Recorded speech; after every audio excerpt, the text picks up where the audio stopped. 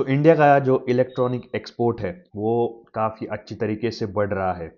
Q1 की अगर हम बात करें तो पिछले साल के कंपेयर इस Q1 में 47% से एक्सपोर्ट जो है वो इंक्रीज हुआ है।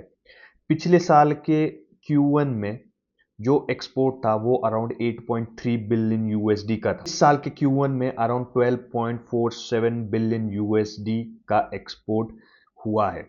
और दूसरी तरफ अगर देखा जाए तो इंडिया जो है पहले रॉ मटेरियल्स के एक्सपोर्ट के लिए जाना जाता था, जो लो कॉस्ट के मटेरियल्स है उसके एक्सपोर्ट के लिए जाना जाता था। लेकिन अभी अगर देखा जाए तो हाई एंड प्रोडक्ट जो है, जो प्रोडक्ट्स काफ़ी महंगे बिकते हैं, उन प्रोडक्ट्स का भी एक्सपोर्ट जो है वो इंडिया से होने लगा है।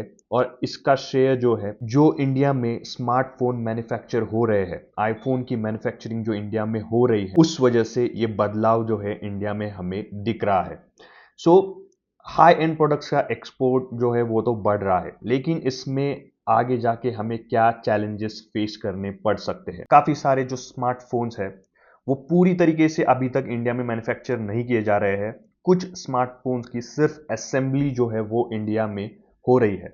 सो इंडिया को आगे ध्यान देना चाहिए कि पूरी तरीके से इन मोबाइल फोन्स की जो मैन्युफैक्चरिंग है वो इंडिया में हो। जो सेमीकंडक्टर चिप्स है और जो छोटे छोटे कंपोनेंट्स हमें ये स्मार्टफोन बनाने में लग रहे हैं, उन्हें हमें इंडिया में ही मैन्युफैक्चर करना चाहिए। और इस पर हमें काफ़ी हद तक ध्यान देना पड़ेगा, क्योंकि जो पूरी इकोसिस्टम है वो अगर हम बना लेते हैं तो आगे जाके हमें परेशानियां कम झेलनी पड़ेगी। कोई भी सेमीकंडक्टर चिप्स का इंपोर्ट या फिर जो इलेक्ट्रॉनिक कंपोनेंट्स का इंपोर्ट है वो अगर हैम्पर होता है तो ये जो हमारा एक्सपोर्ट बढ़ रहा है ये भी हैम्पर हो सकता है। सो इंडिया को इस चीज़ पर ध्यान देना काफ़ी इंपॉर्टेंट है।